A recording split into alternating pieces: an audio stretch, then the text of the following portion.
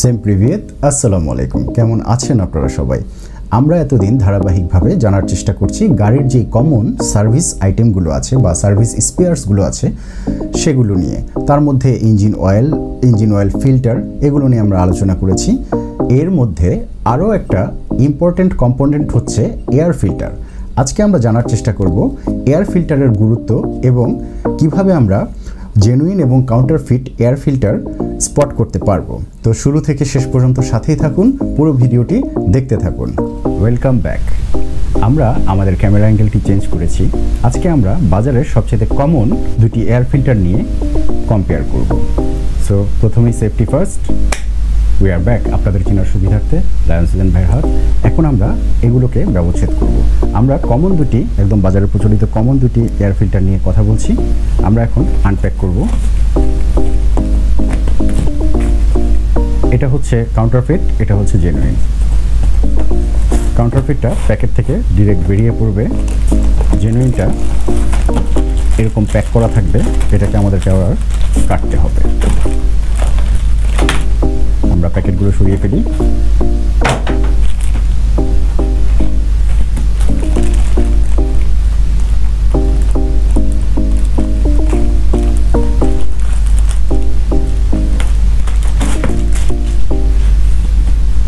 এই হচ্ছে আইডেন্টিক্যাল দুটি এয়ার ফিল্টার।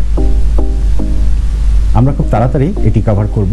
যেটি কাউন্টারফিট বা নকল সেটার মধ্যে দেখবেন এটা একটু এবড়ো থেবড়ো থাকবে এবং এখানে লেখা থাকবে, এই দেখুন, made as Japan, made as Japan. Original বা জেনুইনটার মধ্যে এটি খুব মসৃণ থাকবে এবং এটা পার্ট নাম্বার, এটা আমরা পরে আপনাদেরকে বুঝিয়ে দেব। এখানে লেখা থাকবে মেড ইন জাপান। আপনারা দেখতে পাচ্ছেন কিনা আমি ঠিক জানি না। মেড ইন জাপান পেট লেখা থাকবে, আরও হাবিজাবি লেখা থাকবে, সেটা আমরা পরবর্তীতে আমি আপনাদেরকে স্পেয়ার পার্টসের পার্ট নাম্বার দিয়ে কিভাবে চিনতে হয় সেটা বিস্তারিত জানিয়ে দেব। তো এখানে শর্টে আপনারা দেখে রাখেন, এটা আপনারা দেখেন যেটা কাউন্টারফিট বা নকল, এটার যে ম্যাটেরিয়ালসটা আছে এটা হবে এরকম এবড়ো থেবড়ো, তোলা ওঠা ববলিং করা, যেটাকে বলে ববলিং। আমাদের কাপড়ে তুলা ওঠে না, এরকম দেখতে পাচ্ছেন। আর এটা দেখেন,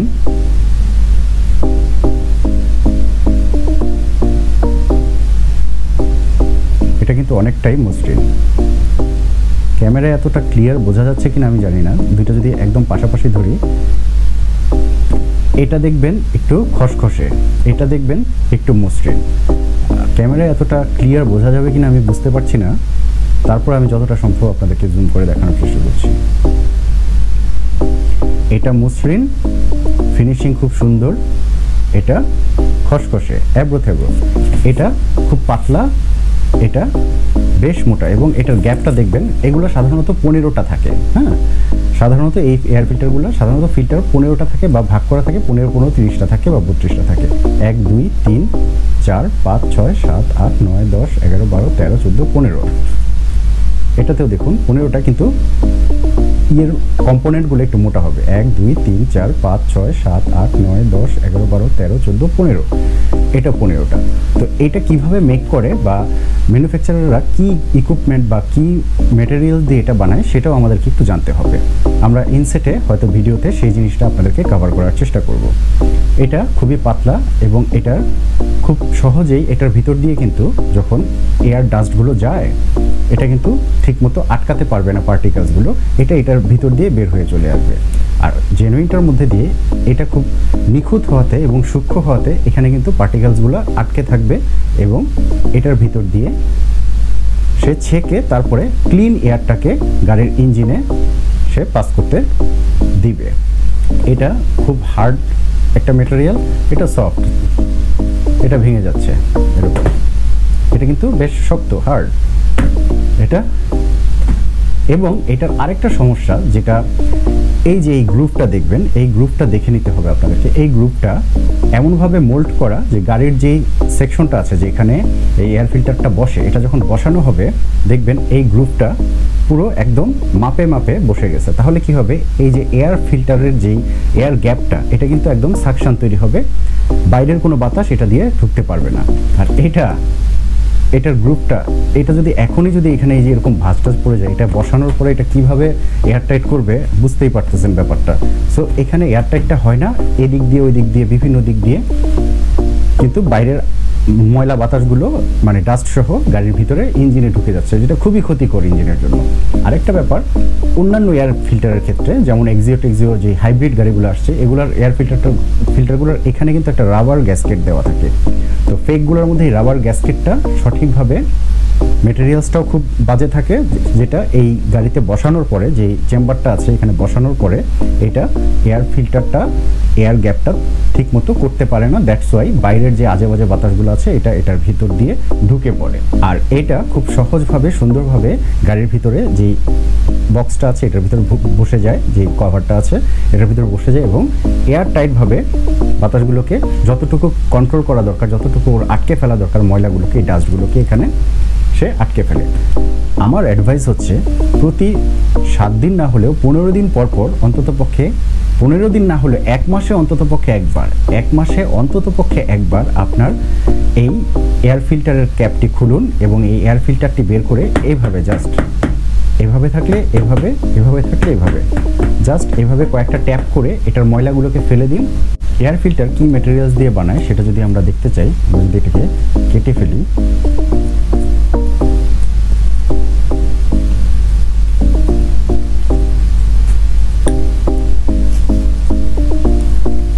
আমরা যদি এখান থেকে একটু অংশ নেই আমরা যা দেখতে পাবো,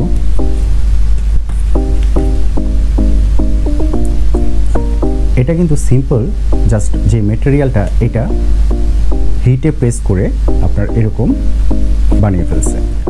এখন আমরা দেখতে পাচ্ছি কিভাবে লোকাল ওয়ার্কশপে ম্যানুয়াল মেশিনে সস্তা মেটেরিয়াল দিয়ে এয়ার ফিল্টারগুলো তৈরি করা হয়। আমরা দেখতে পাচ্ছি হাত দিয়ে চেপে চেপে কিভাবে ম্যানুয়ালি ফাইবারগুলোকে কটন ডাইসে বসানো হচ্ছে, তার উপরে একটা ডাইস দিয়ে এটাকে চাপ দিয়ে কটনগুলোকে বসিয়ে এখন এটা মানে টেম্পারেচার, ম্যানুয়াল টেম্পারেচার মেশিনে বল প্রেসের মাধ্যমে চাপ দিয়ে মোল্ড করে ডাইস বের করা হবে। হ্যাঁ, ম্যানুয়ালি চেপে এই যে ডাইসটা হয়ে গেল।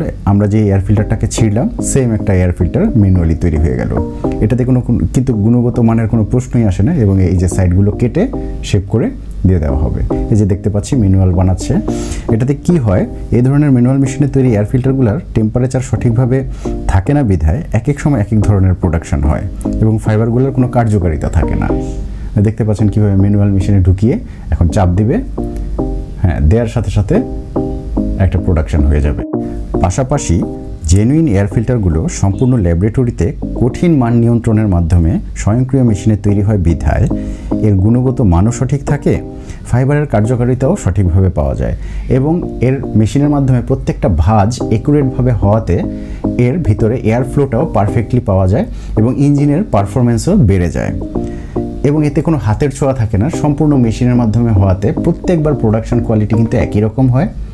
জেনুইন প্রোডাক্ট হওয়ার এই একটা সুবিধা, মানে প্রত্যেকবার একই রকম কোয়ালিটি পাওয়া যাচ্ছে এবং কোন গাড়ির জন্য কি কোয়ালিটির এয়ার ফিল্টার হবে এটা কিন্তু ওখান থেকে মান নিয়ন্ত্রণের মাধ্যমে বের হচ্ছে বিধায় একদম গুড কোয়ালিটির এয়ার ফিল্টার পাওয়া যাচ্ছে, যা পরবর্তীতে গাড়ির ইঞ্জিন লাইফের পারফরমেন্স অনেকটাই বাড়িয়ে দেয়। এটাই হচ্ছে ফেক আর অরিজিনালের পার্থক্য। প্রত্যেকটা জিনিস মেশিনের মাধ্যমে হাতের ছোঁয়া ছাড়া, এই যে গ্যাসকেটগুলো যে দেখতে পাচ্ছেন, গ্যাসকেটগুলো একদম মেশিনের মাধ্যমে হচ্ছে, প্রত্যেকটার খাঁজ এবং ভাঁজ একই সাথে মাপা হচ্ছে, একদম ফিটিং গাড়িতে যেই জায়গায় লাগানো দরকার সেম মাপে বসবে। কারণ হচ্ছে এটা মেশিনের মাধ্যমে, এটা হাতে কোনো কাটা আছে এটার কোনো সুযোগ নাই যে এক একবার এক এক রকম প্রোডাকশন হবে, এক একবার এক এক রকম মাপ হবে, গাড়িতে বসবে না। আমরা দেখতে পাচ্ছি কিভাবে মেশিনে এগুলো তৈরি হচ্ছে কোনো প্রকার হাতের ছোঁয়া ছাড়া। এখানে হাতের ছোঁয়া বা টেম্পারেচার কন্ট্রোলের কোনো ব্যাপার স্যাপারই নাই, সব স্বয়ংক্রিয়ভাবে হচ্ছে। এটা কিভাবে বানায়, আপনি ইনসেটে যে ভিডিওগুলো দেখেছেন বা ইনসেটে যেই অ্যানিমেশনগুলো দেওয়া আছে সেখানে আপনি হয়তো দেখে থাকবেন এই জিনিসটা এভাবে মোল্ডে বসানোর পরে যে কাপড়টা দিল বা মেটেরিয়ালসটা দিল এটা কিন্তু হিট সেন্সিটিভ, হিট দিল এটা মোল্ড হয়ে গেল। বেশি হিট দিলে যেটা হবে, হিট যদি টেম্পারেচার না মিলে তাহলে কি হবে, এই জিনিসগুলো কিন্তু জমে গেল, একদম জমে গেলে কি হলো, এটার ভিতর দিয়ে কিন্তু আপনার যেই জিনিসগুলো পাস হওয়ার কথা এই জিনিসটা সঠিকভাবে পাস হবে না। এখন আপনার নাক যদি আমি চাপ দিয়ে বন্ধ করে রাখি, এটার ভিতর দিয়ে কি ঠিকমতো আপনার বাতাসটা পাস হবে। আপনি একটা মাস্কের জায়গায় যদি 4টা মাস্ক পরেন, আপনার কি নিঃশ্বাস নিতে ভালো লাগবে? আপনার তো কমফোর্টেবল ফিল হবে না। তো এই জিনিসগুলো দেখেন, এটা শক্ত হয়ে যায়, এটা ভিতরে সঠিকভাবে পাস করতে পারে না। এই জিনিসগুলো অনেকটা বেটার জিনিস দিয়ে তৈরি করা হয়। এই জিনিসটার থিকনেস কিন্তু অনেক পার্থক্য। এই মিলিমিটারের থিকনেসটা যদি ঠিক না থাকে, তাহলে কম বেশি হওয়ার কারণে হয় বাতাস বেশি ঢুকবে, না হয় বাতাস কম ঢুকবে। হয় এটার ভিতর দিয়ে ডাস্ট ঠিকমতো ও ছেঁকে নিতে পারবে, অথবা এটার ভিতর দিয়ে মিলিমাইক্রনিক যেই ডাস্টগুলো আছে সেগুলো গাড়ির ইঞ্জিনে চলে যাবে। এটা একটা বিগ ইস্যু আপনার গাড়ির ইঞ্জিনকে বরবাদ করার ক্ষেত্রে। এখানে আমরা বুঝতে চেষ্টা করছি এয়ার ফিল্টার কিভাবে কাজ করে। বাইরে থেকে ময়লা বাতাসগুলো ঢুকে ফ্যানের মাধ্যমে এটা এয়ার ফিল্টারের থ্রু দিয়ে তারপরে ইঞ্জিন কম্বাসন চেম্বারে যাবে।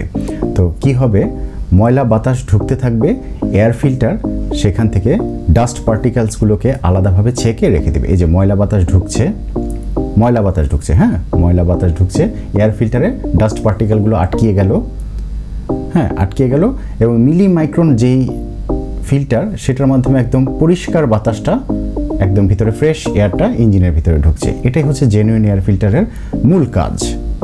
সো ফোকস, আজকে আমরা জানতে পারলাম আপনার গাড়ির যে কমন কয়েকটি সার্ভিস আইটেম আছে তার মধ্যে এয়ার ফিল্টারের গুরুত্বটি কী।